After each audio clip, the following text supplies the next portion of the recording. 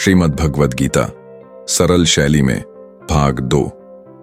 श्री कृष्ण बोले, हे अर्जुन, अब मैं तुम्हें कर्म और भक्ति के सर्वोच्च मार्ग का विस्तार से बताता हूं।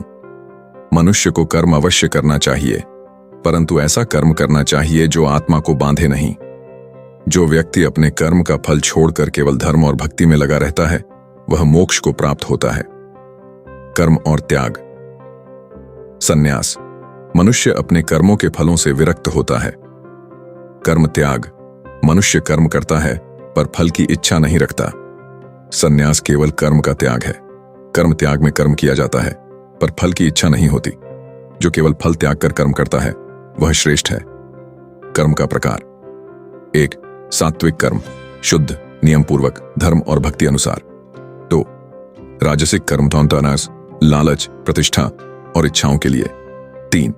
तामसिक कर्म, पंटास, अज्ञान, प्रमाद और आलस्य से भरा। सत्व से प्रेरित कर्म ज्ञान और शांति देते हैं। रजोगुण से कर्म बंधन और मोह बढ़ाते हैं। तमोगुण से आलस्य, अज्ञान और पतन आता है।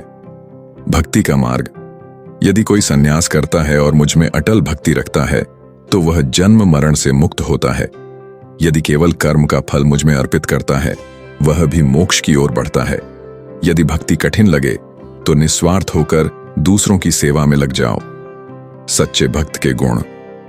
करुणाशील, विनम्र और क्षमाशील, सुख दुख में समान भाव रखने वाला, मित्र और शत्रु में भेद न करने वाला, मन, वचन और कर्म से सदा मुझ में लीन रहने वाला। जो ऐसा करता है वह जन्म मरण के बंधन से मुक्त होकर अमर परमात्मा को प्राप्त होता है। संसार एक उल्टे पीपल के पेड़ के समान है। इसकी जड़ ऊपर परमात्मा में है और शाखाएं नीचे संसार में फैली हैं। इसके पत्ते वेद हैं। जो इसे जानता है वही वेद को जानने वाला कहलाता है। जो विवेकी है वह इस पेड़ को काटकर मुक्त हो जाता है और परम धाम को प्राप्त करता है। सभी जीवात्माएं मेरी ही अंश हैं। वे शरीर और इंद्रियों से बंधी हैं। आत्मा केवल देखती है, अनुभव करती है, पर कर्म में संलग्न नहीं होती। ज्ञानी जानता है कि आत्मा अमर है और शरीर नश्वर। अज्ञानी इसे नहीं समझते और केवल शरीर को ही स्वयं मानते हैं। जो गुणों से ऊपर उठकर मुझ में लीन रहता है वही जन्म मरण से मुक्त होकर अमर ब्रह्म को प्राप्त होता है। भक्ति, ज्ञान और योग का संतुलन करके मनुष्य सर्वोच्च मोक्ष प्राप्त करता है।